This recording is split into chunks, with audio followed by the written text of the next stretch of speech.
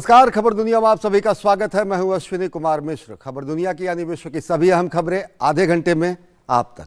सबसे पहले नजर डालते हैं वैश्विक सुर्खियों पर।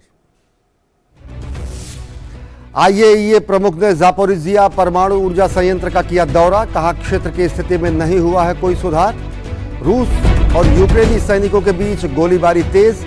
चीनी शांति प्रस्ताव पर चर्चा के लिए वोलोदिमीर जेलेंस्की ने राष्ट्रपति शी जिनपिंग को कीव आने का दिया न्योता। चीन ने फिलहाल नहीं की है पुष्टि। ताइवान और चीन के बीच बढ़ा तनाव। चीन की धमकी की परवाह किए बिना अमेरिका की यात्रा पर रवाना हुई राष्ट्रपति साई इंग वेन। कहा ताइवान को दुनिया से जुड़ने से नहीं रोक पाएगा कोई बाहरी ताकत। चीन ने कहा अगर अमेरिकी स्पीकर केविन मैकार्थी ताइवान के राष्ट्रपति से करेंगे मुलाकात तो माना जाएगा उकसावे की कार्रवाई।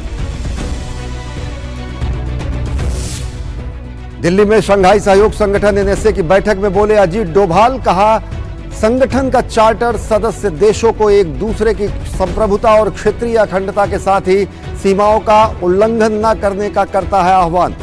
आतंकवाद के वित्त पोषण को बताया अंतर्राष्ट्रीय शांति और सुरक्षा के लिए गंभीर खतरा। चीन और पाकिस्तान बैठक में वर्चुअली हुए शामिल। सम्राट के रूप में पहली राजकीय यात्रा पर किंग चार्ल्स तृतीय पहुंचे जर्मनी। बर्लिन पहुंचने पर हुआ भव्य स्वागत। जर्मनी के राष्ट्रपति ने दोनों देशों के संबंधों के लिए किंग की यात्रा को बताया नया अध्याय। भीषण विरोध प्रदर्शन के चलते फ्रांस की यात्रा हो गई थी रद्द।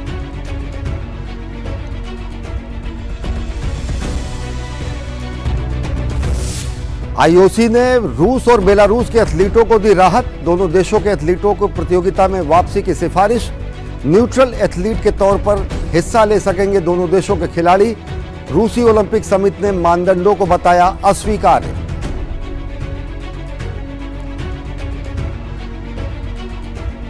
और सबसे पहले खबरें यूरोपीय महाद्वीप से।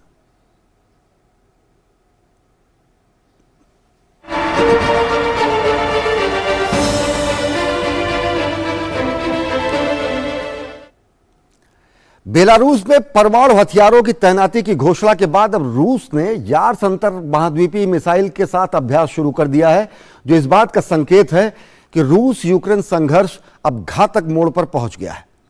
वहीं दूसरी ओर चीनी शांति प्रस्ताव पर चर्चा के लिए राष्ट्रपति वोलोदिमीर जेलेंस्की ने चीन के राष्ट्रपति शी जिनपिंग को कीव आने का न्योता दिया है।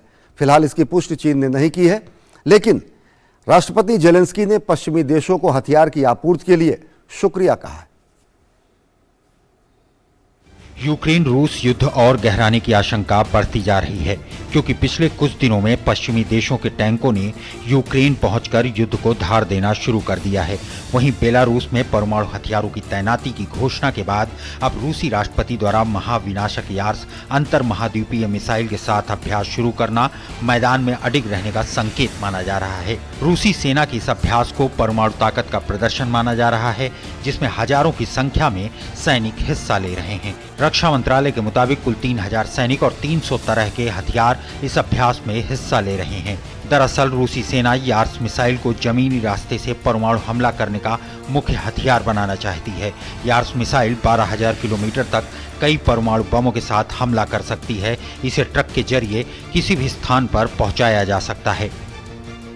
रणनीतिक मिसाइल को संभालने वाले सैनिक इसे छिपाकर अभ्यास करेंगे और इस बात के प्रत्येक कदम उठाए जाएंगे जिससे उनकी अंतरिक्ष से निगरानी नहीं की जा सके। इसमें एयरोस्पेस फोर्स का भी इस्तेमाल किया जाएगा। इस बीच रूसी समाचार एजेंसी ने मॉस्को द्वारा अमेरिका से अपने परमाणु बलों के बारे में सूचना साझा करना बंद करने की पुष्टि की है, जिसमें मिसाइल परीक्षणों से जुड़ी सूचनाएं भी शामिल हैं। पुतिन की घोषणा के बाद रूसी सेना द्वारा उठाए गए कदमों से यूक्रेन युद्ध के परमाणु जंग की तरफ बढ़ने के तौर पर देखे जाने की आशंका जताई जा रही है। यही नहीं, अमेरिकी राष्ट्रपति जो बाइडेन भी पुतिन के ऐलान से चिंतित नजर आते हुए रूस के कदम को खतरनाक बताया। पुतिन की घोषणा खतरनाक और चिंता पैदा करने वाली है। इस बीच यूक्रेन के राष्ट्रपति ने पश्चिमी देशों द्वारा अरबों डॉलर के गोला बारूद और हथियार मुहैया कराने पर धन्यवाद दिया। हालांकि पश्चिमी देशों द्वारा वादा किए गए कुछ हथियार अभी तक न मिलने पर नाखुशी जाहिर की। जेलेंस्की ने कहा कि युद्ध में रूस ने अपना सब कुछ गंवा दिया है। युद्ध में परमाणु हथियारों के उपयोग की धमकी को कोरी बकवास करार देते हुए उन्होंने कहा कि अगर रूस को बचाना है तो पुतिन कभी भी परमाणु हथियार को उपयोग नहीं करेंगे। बातचीत के जरिए युद्ध के समाधान निकाले जाने की चीनी शांति प्रस्ताव पर चर्चा के लिए जेलेंस्की ने राष्ट्रपति शी जिनपिंग को कीव आने का न्योता दिया। हालांकि चीन ने अब तक जेलेंस्की के प्रस्ताव की पुष्टि नहीं की है। हम यूक्रेन सहित शामिल सभी पक्षों के साथ संचार बनाए रखते हैं, लेकिन मेरे पास इस समय नेताओं के बीच संचार पर कोई विशेष जानकारी नहीं है। उधर आईएईए प्रमुख ने परमाणु दुर्घटना के जोखिम को टालने के प्रयासों के तहत दक्षिण पूर्वी यूक्रेन में रूस के कब्जे वाले जापोरिजिया परमाणु ऊर्जा केंद्र का दौरा किया। दरअसल ग्रॉसी का यह दौरा उस वक्त हो रहा है जब यूक्रेन और रूस एक दूसरे पर बार बार परमाणु संयंत्र पर गोलाबारी का आरोप लगाते रहे हैं। इसलिए परमाणु संयंत्र की सुरक्षा के लिए दोनों देशों के बीच सुरक्षा समझौते पर जोर दे रहे हैं ताकि भविष्य में किसी भी तरह की अनहोनी को टाला जा सके। रूसी सैनिकों द्वारा कब्जा किए जाने के बाद से जापोरिजिया संयंत्र में ग्रॉसी की यह दूसरी यात्रा है। इससे पहले राफेल ग्रॉसी राष्ट्रपति वोलोडिमिर जेलेंस्की से भी मिले थे। अंतर्राष्ट्रीय ओलंपिक समिति यानी आईओसी ने फरवरी 2022 में यूक्रेन पर रूस के आक्रमण के बाद रूसी और बेलारूसी एथलीटों पर प्रतिबंध लगा दिया था। अंतर्राष्ट्रीय ओलंपिक समिति ने रूस और बेलारूस के एथलीटों को फिलहाल राहत दी है। आईओसी ने इन दोनों देशों के एथलीटों की अंतर्राष्ट्रीय प्रतियोगिताओं में न्यूट्रल एथलीट के तौर पर हिस्सा लेने की सिफारिश की है। अंतर्राष्ट्रीय ओलंपिक समिति ने मंगलवार को रूस और बेलारूस के एथलीटों के लिए अंतर्राष्ट्रीय प्रतियोगिताओं में वापसी के लिए सिफारिश की है। आईओसी के अध्यक्ष थॉमस बाक ने कहा कि यूक्रेन युद्ध के बावजूद रूसी और बेलारूसी एथलीटों के अंतर्राष्ट्रीय स्तर पर खेलों में हिस्सा लेने में कोई बुराई नहीं है। थॉमस बाक ने कहा कि निर्णय खेल के आधार पर होना चाहिए, न कि राजनीति के आधार पर। आईओसी कार्यकारी बोर्ड की सिफारिशें केवल एथलीटों की अंतर्राष्ट्रीय प्रतियोगिताओं में वापसी से संबंधित है। पेरिस ओलंपिक में इन खिलाड़ियों के हिस्सा लेने पर बाद में फैसला किया जाएगा।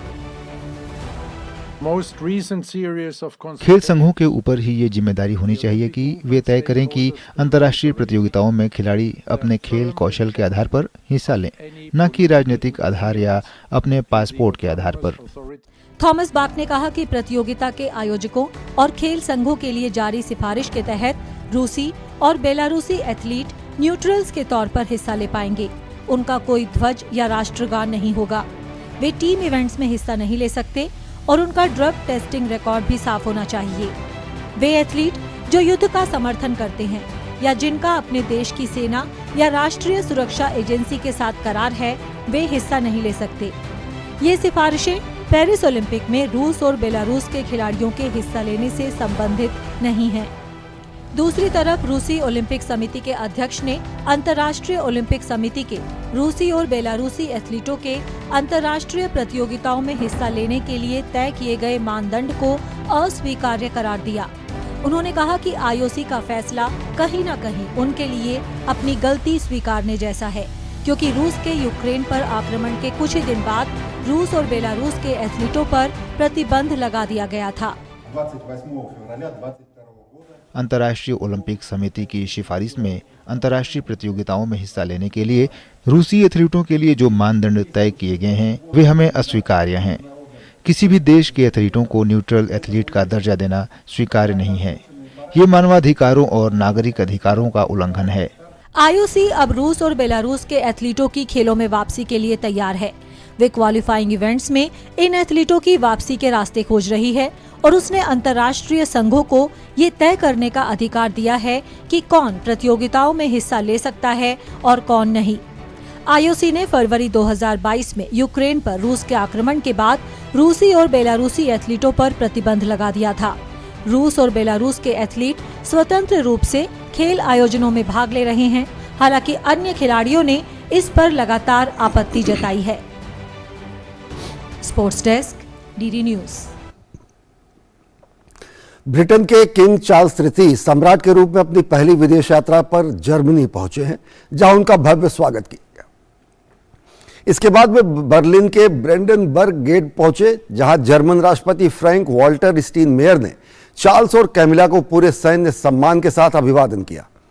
शाही जोड़े को बाद में जर्मन राष्ट्रपति के आधिकारिक निवास श्लॉस बेलेव्यू में एक राजकीय भोज के लिए आमंत्रित किया गया।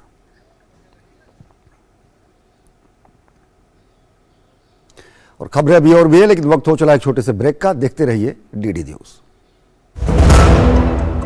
शुरू करो, डालो बुनियाद, घर महल नजर आएगा, वंडर लाइए, वंडर अपनाइए, फर्क नजर आएगा। वंडर का हाथ सेवलॉन स्वस्थ इंडिया मिशन। और ब्रेक के बाद आप सभी का स्वागत है और अब खबरें एशिया महाद्वीप से।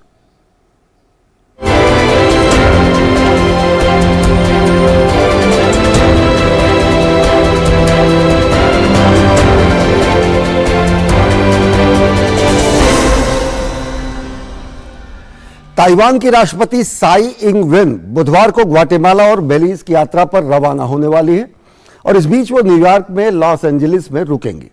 ये माना जा रहा है कि वो यूएस के हाउस ऑफ रिप्रेजेंटेटिव के स्पीकर केविन मैकार्थी से मिलेंगे। अमेरिका और ताइवान के नेताओं की संभावित मुलाकात से चीन बेहद भड़का हुआ है। चीन ने धमकी दी है कि अगर यूएस हाउस के स्पीकर ने ताइवान के राष्ट्रपति से मुलाकात की तो इसकी जवाबी कार्रवाई की जाएगी। ताइवान और चीन के बीच एक बार फिर तनाव चरम पर है। तनाव की वजह इस बार भी अमेरिकी प्रतिनिधि सभा के अध्यक्ष से मुलाकात है। इसके कुछ महीने पहले भी दोनों देशों के बीच युद्ध की स्थिति पैदा हो गई थी, जब अमेरिकी प्रतिनिधि सभा के अध्यक्ष नैन्सी पेलोसी ने ताइवान का दौरा किया था। दरअसल ताइवान की राष्ट्रपति आई इंग वेन अपने 10 दिवसीय ग्वाटेमाला और बेलीज यात्रा पर रवाना हो चुकी हैं।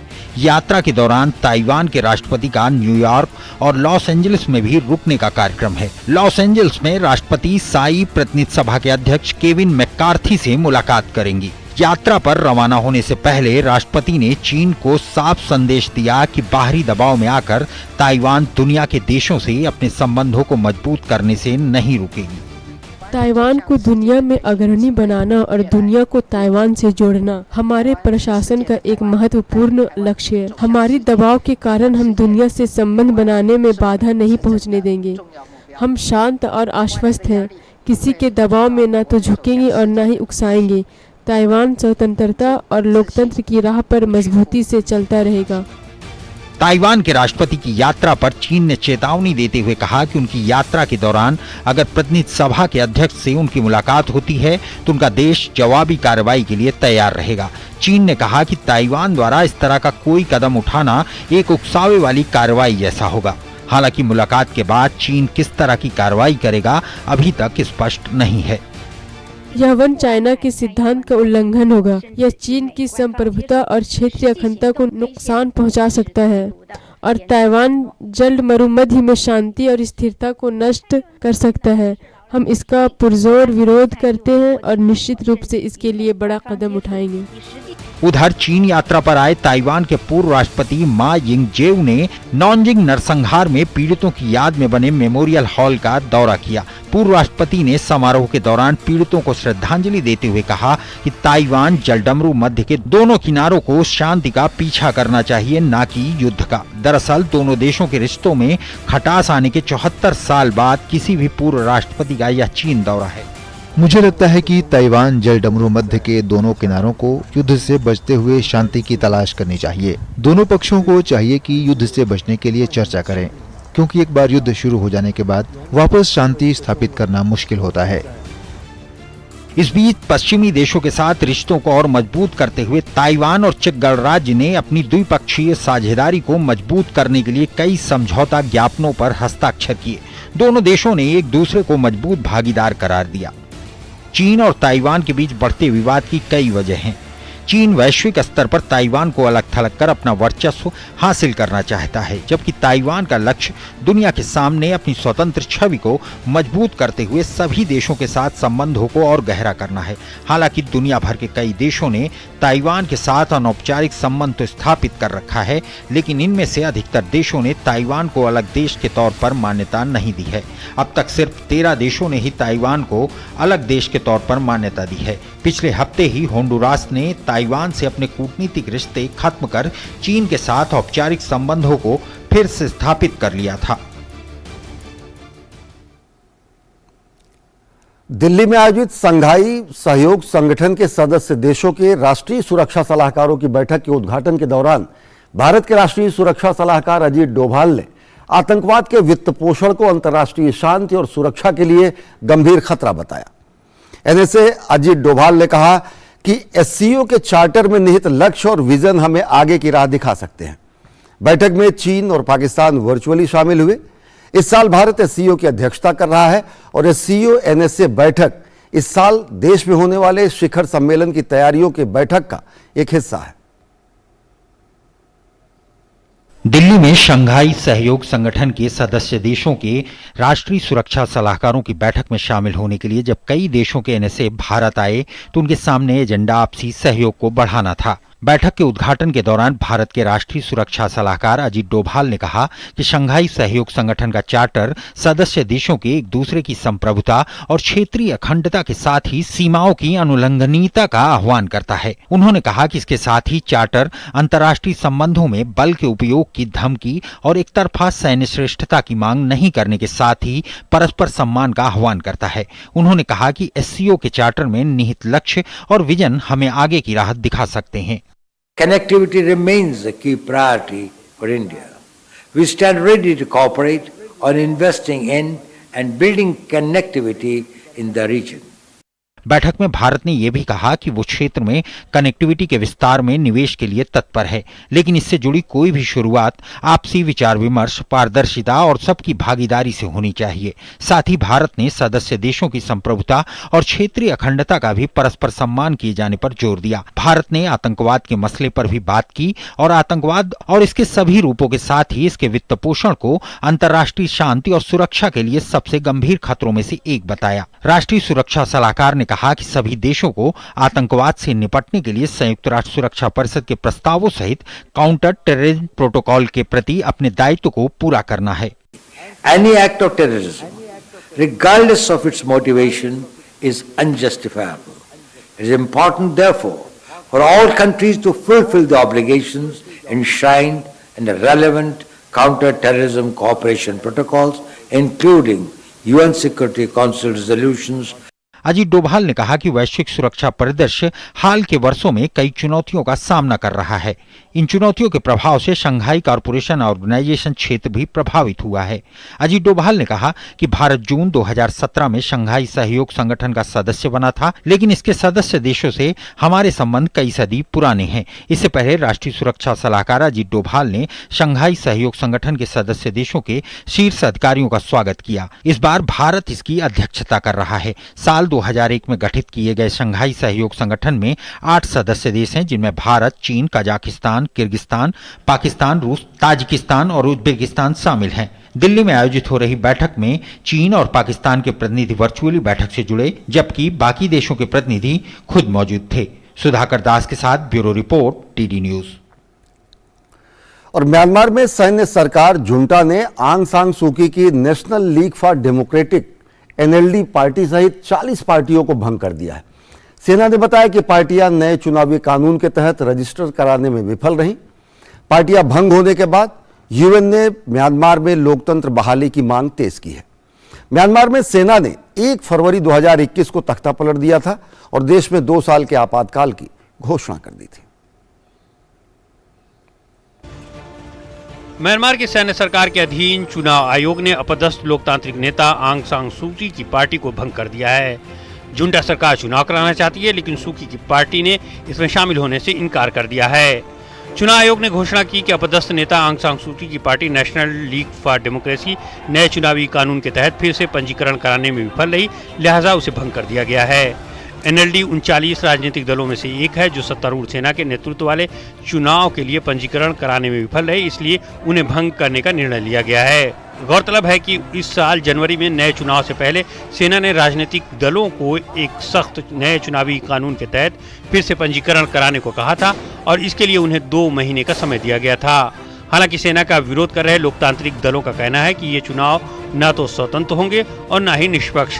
सरकारी प्रसारक MRTV का कहना है कि देश की मौजूदा 90 पार्टियों में से सिर्फ 50 ने नए कानूनों के तहत दोबारा पंजीकरण के लिए आवेदन किया है। बुधवार यानी 29 मार्च से अन्य सभी राजनीतिक दल भंग हो जाएंगे। आंग सान सू की पार्टी NLD का कहना है कि पार्टी ऐसे समय में कभी रजिस्टर नहीं करेगी जब उसके ज्यादातर नेता या तो जेल में हैं या क्रांति में शामिल हैं। उसका कहना है कि इससे कोई फर्क नहीं पड़ता है कि सेना ने हमारी पार्टी को भंग कर दिया है। हमारे पास जनता का समर्थन है और हम अपनी लड़ाई जारी रखेंगे। नवंबर 2020 में NLD ने भारी बहुमत से देश के संसदीय चुनाव जीते थे, लेकिन 3 महीने से भी कम समय के बाद सेना ने तख्ता पलट कर दिया और आंग सान सू की को सलाखों के पीछे धकेल दिया। नोबेल पुरस्कार विजेता 77 वर्षीय आंग सान सू की सेना द्वारा लगाए गए राजनीतिक अपराधों के लिए दोषी पाए जाने के बाद कुल 33 साल की जेल की सजा काट रही हैं, जबकि उनके समर्थकों का मानना है कि उन्हें राजनीति में सक्रिय रूप से भाग लेने से रोकने के लिए ये आरोप लगाए गए थे। वहीं सेना ने ये कहकर तख्ता पलट को सही ठहराया कि चुनाव में भारी धांधली हुई थी। हालांकि स्वतंत्र चुनाव पर्यवेक्षकों ने कोई बड़ी अनियमितता नहीं पाई थी। देश में नए चुनाव के लिए अभी कोई तारीख तय नहीं की गई है, लेकिन सेना की अपनी योजना के मुताबिक ये जुलाई के अंत तक कराए जा सकते हैं। पिछले सोमवार को म्यांमार के सत्तारूढ़ सैन्य प्रमुख ने अपदस्थ नेता आंग सान सू की के खिलाफ तख्ता पलट के बाद गठित विपक्षी समूहों पर नकेल कसना जारी रखने की बात कही थी। सेना के सत्ता में आने के बाद से देश में गृह युद्ध की स्थिति है। इस संघर्ष में अब तक हजारों लोगों की जान गई है और लाखों लोगों को बेघर होना पड़ा है। म्यांमार की अपदस्थ नेता आंग सान सू की पार्टी के विघटन के बाद संयुक्त राष्ट्र ने देश में लोकतंत्र की वापसी का आह्वान किया है। संयुक्त राष्ट्र महासचिव एंटोनियो गुटेरेस के प्रवक्ता स्टीफन दुजारिक ने आंग सान सू की रिहाई पर जोर दिया है। उन्होंने कहा कि हम म्यांमार में लोकतंत्र की वापसी देखना चाहते हैं। हम आंग सान सू की और अन्य लोगों की रिहाई चाहते हैं। हम इस दिशा में काम करना जारी रखेंगे। और वक्त हो चला एक और छोटे से ब्रेक का। देखते रहिए खबर दुनिया के। शुरू करो, डालो बुनियाद, घर महल नजर आएगा। वंडर लाइए, वंडर अपनाइए, फर्क नजर आएगा। वंडर सीमेंट, फर्क नजर आएगा। और ब्रेक के बाद आप सभी का स्वागत है। अब देखते हैं खबर अजरबैजान से जुड़ी हुई। ईरान के घोर आलोचक रहे अजरबैजान के सांसद पर मंगलवार को जानलेवा हमला हुआ। फाजिल मुस्तफा पर हुए इस हमले को जांच एजेंसियां अब इजराइल, ईरान, अजरबैजान के आपसी संबंधों के लिहाज से जांच रही हैं। हाल के महीनों में अजरबैजान और ईरान के बीच संबंध बेहद तनावपूर्ण हो गए। शिया बहुसंख्यक आबादी वाला अजरबैजान इजराइल का करीबी है और इजराइल से निकटता ईरान को बेहद खराब लगती है और यही संबंधों के खटास की मेन वजह है। अजरबैजान की सुरक्षा एजेंसी ने कहा है कि उस आतंकी हमले की गंभीरता से जांच की जा रही है, जिसमें ईरान के खिलाफ सख्त रुख रखने वाले सांसद फाजिल मुस्तफा को उनके घर पर एक बंदूकधारी ने हमला कर घायल कर दिया था। मुस्तफा पर क्लाशनिकोव असॉल्ट राइफल से हमला किया गया। उनके कंधे और जांघ में गोली लगने के बाद अस्पताल में भर्ती कराया गया। हालांकि वह खतरे से बाहर हैं और पुलिस हमलावरों की खोज निकालने में जुटी हुई है। अजरबैजान और ईरान के संबंध बहुत अच्छे नहीं हैं और अक्सर ये तनावपूर्ण हो जाते हैं। मुस्तफा को संसद में ईरान के मुखर आलोचक के रूप में जाना जाता है। सुरक्षा एजेंसियों का कहना है कि ईरान विरोधी बयान को केंद्र में रखकर जांच की जा रही है। फाजिल ने हमेशा अपनी स्थिति खुलकर व्यक्त की है और हमेशा धार्मिक कट्टरता के खिलाफ खड़े रहे। उन्होंने हमारे देश और लोगों के खिलाफ निर्देशित कदमों के विरोध में आवाज उठाई। अब बेशक इसकी जांच की जाएगी, सभी मामलों की जांच की जाएगी। बाकू द्वारा इजराइल के साथ औपचारिक राजनयिक संबंध स्थापित करने की घोषणा के बाद से ही हाल के महीनों में अजरबैजान और ईरान के बीच संबंध तनावपूर्ण चले आ रहे हैं। ईरान के उत्तर पश्चिम में आजरी समुदाय की बड़ी आबादी रहती है। जनवरी में अजरबैजान ने तेहरान में अपने दूतावास पर हुए एक आतंकवादी हमले के बाद बंद कर दिया था। इस हमले में दूतावास के सुरक्षा प्रमुख की मौत हो गई थी। तेहरान के दौरे पर पहुंचे रूस के विदेश मंत्री ने उम्मीद जताई कि दोनों देश जल्द ही तनाव सुलझा लेंगे। हमें उम्मीद है कि दोनों देश जल्द आपसी मतभेद को दूर करेंगे। इससे रूस, ईरान और अजरबैजान के बीच सहयोग को मजबूती मिलेगी। हम मौजूदा मतभेद के समाधान में अपने दोस्तों की मदद करने के लिए तैयार हैं। ईरानी सेना के चैनल पर पोस्ट में 21 मार्च को अजरबैजान के राष्ट्रपति को सीधी धमकी दी गई। इसमें कहा गया कि उत्तरी सीमा में अजरी सेना की रवानगी ईरानी हितों के खिलाफ है, क्योंकि वे संकेत देते हैं कि बाकू के इरादे आर्मीनिया के खिलाफ शत्रुतापूर्ण कार्रवाई के लिए हैं। दरअसल पिछले दिनों खबर आई थी कि अजरबैजानी सेना की सैकड़ों गाड़ियों को आर्मीनियाई बॉर्डर की तरफ जाते हुए देखा गया है। इसमें सेना के ट्रक, टैंक, तोप और बख्तरबंद गाड़ियां शामिल थीं। दावा किया जा रहा है कि अजरबैजानी सेना का तैनाती का मकसद आर्मीनिया की बाहरी दुनिया तक पहुंच को काटना है। इसके लिए अजरबैजान की सेना जंगेजुर कॉरिडोर पर कब्जे की तैयारी कर रही है। जंगेजुर कॉरिडोर के दोनों तरफ अजरबैजान फैला हुआ है। ये कॉरिडोर आर्मीनिया को ईरान से जोड़ता है। अगर अजरबैजान ने जंगेजुर कॉरिडोर पर कब्जा कर लिया तो इससे आर्मीनिया का संपर्क ईरान से कट जाएगा। ईरान शुरू से आर्मीनिया का समर्थन करता रहा है। ऐसे में आशंका है कि अगर अजरबैजान ने हमला किया तो ईरान हस्तक्षेप कर सकता है, क्योंकि इससे ईरान के हित प्रभावित होंगे। अजरबैजान की बहुसंख्यक आबादी शिया मुस्लिमों की है, लेकिन करीबी ईरान से नहीं, इसराइल से है। ईरान में आर्मीनियाई भी बड़ी संख्या में रहते हैं। अजरबैजान और आर्मीनिया नगानो काराबाख को लेकर आपस में 2020 में युद्ध कर चुके हैं।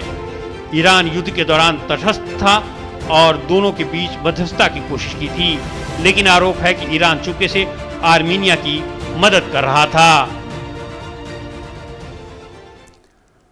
तो ईरान और अजरबैजान के रिश्तों में आ रही है तल्खी। तो खबर दुनिया के आज के अंक में फिलहाल इतना ही। देश और दुनिया की ताज़ा तरीन खबरों के लिए देखते रहिए डीडी न्यूज़। मुझे और हमारी पूरी टीम को दीजिए इजाज़त। नमस्कार।